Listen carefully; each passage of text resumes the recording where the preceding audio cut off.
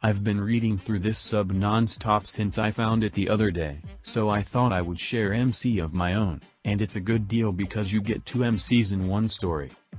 This story takes place 10+ years ago, back when I was a senior in high school. The new semester just started, and it was the first day in my new English class. The teacher, Mrs. Fruit, fake name for this story, was an older woman, probably close to retirement, and she was very old-fashioned with her rules and expectations for the class.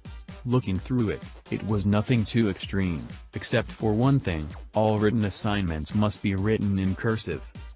One thing you need to know about me is that I suffer from a number of physical disabilities that affect my hands. I am unable to write legibly in print, and cursive is just out the window. Knowing this, all my other teachers allow me to type up any assignments and just print them out. I asked Mrs. Fruit if I could do this for her class, and she told me that would be acceptable.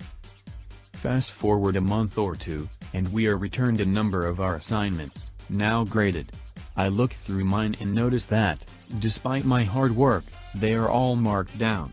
I went to Mrs. Fruit after class and asked her why. She replied, "Well, if you had bothered to read the class guidelines, you would have seen that all written assignments must be completed in cursive." I told her that would be impossible for me due to my disabilities. She simply said that disabled or not, I would be held to the same expectations and standards as the other students. Being punished for having disabilities is heartbreaking, but I had an idea. I went online and found a really nice cursive font, and printed all my future assignments in cursive. Mrs. Fruit was unhappy about it, but she didn't mark down any of my grades since I was following her rules. That's where the first MC ends, and now here is the second. Fast forward, and it is now the start of the second quarter of the semester. Mrs. Fruit tells us that she has updated the class guidelines and wants us to read through them. Not much changed, except for one thing: all written assignments must be handwritten in cursive. Yes, it was actually bolded on the paper. Naturally, I was upset by this, and went to talk to her after class. We had some words back and forth, me telling her that this was completely unfair, and her saying that being disabled didn't make me special, and that I should do the same work as any able-bodied student. She had a smug look on her face the entire time, and finally ended by saying in no uncertain terms, "Find someone who cares." So, I was going to do just that. First I went to administration and spoke with the vice principal. Unfortunately he was on Mrs. Fruit's side, and said he was unable to help me, and that she was free to tone her class as she saw fit. I felt completely defeated, but as I was leaving the offices, someone from administration who was sympathetic to my situation told me something interesting, that someone from the area's Department of Education would be visiting later in the week. I knew what I had to do. Later that week, I found the DO guy as he was getting ready to leave the school, and asked him if I could have a moment of his time. I explained to him my situation, and by the end, he seemed actually concerned.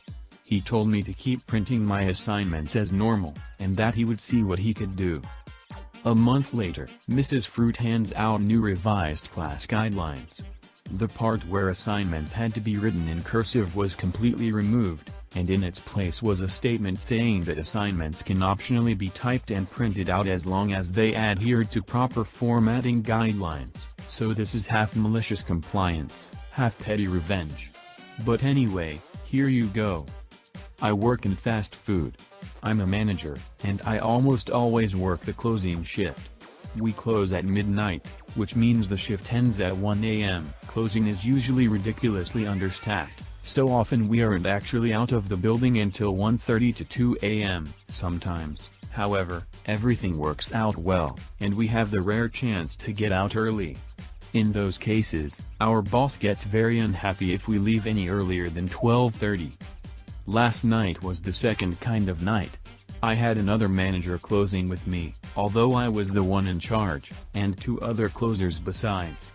We were fairly slow, and by 10:30 we were looking for things to do to keep busy. Once we closed, all that was left to do was the bare minimum. I had to count the last drawer, balance the safe, and process the close on the computer. Other manager, only had to clean the last grill. He finished as I was just starting to process the close. Walked over to the time clock. That's when he realized it was before 12:30. He stopped for a second.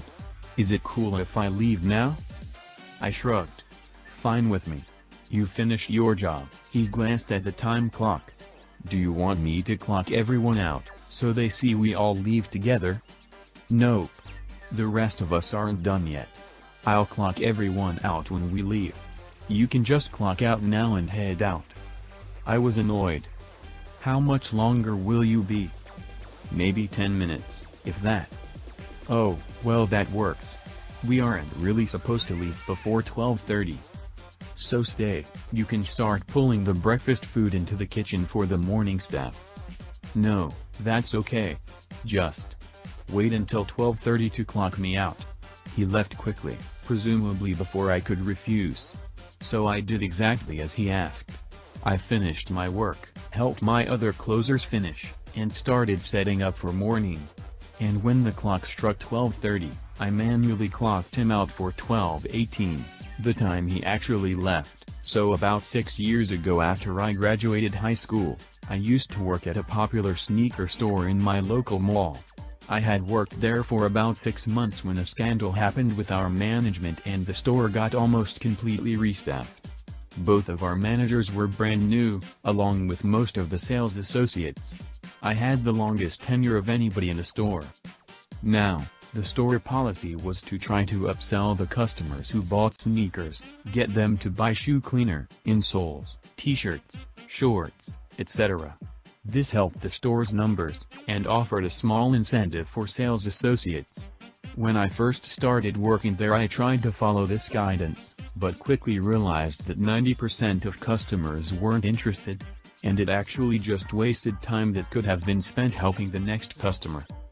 The change of management happened right at the end of the summer, just before the back-to-school season, which was usually our busiest time of the year. The store was constantly busy, and our new manager, who was a dick, insisted that all sales associates followed the upselling policy to a T. I tried to tell him that this was going to cause problems, as the volume of customers wouldn't really allow us the time for this. He didn't care. He told us we needed to follow our training and do as we were told.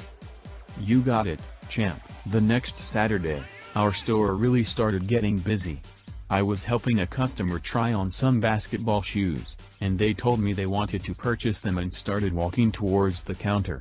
Remembering my strict instructions, I then proceeded to remove the insoles of the shoes, and inserted some new ones that we sold, and asked if they would like to try them on and see how they feel.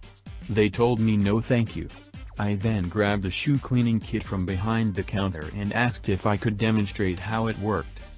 I grabbed our demo shoe and began cleaning it with the kit. The customer, obviously getting annoyed at this point, told me they weren't interested. I kept cleaning, doing the whole routine I was taught. The line for the cashier was getting pretty long at this point, and many of the customers in line were getting frustrated with the hold-up. Nevertheless, I then went and grabbed a few shirts off the rack that matched the shoes, and asked if the customer wanted to purchase one.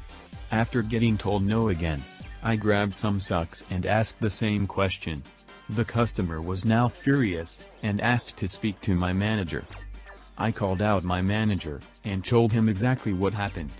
He looked up at the line, which was now nearly out into the hallway of the mall. He told me to just string them up and hurry up getting the line down. He never bothered me about policy after that.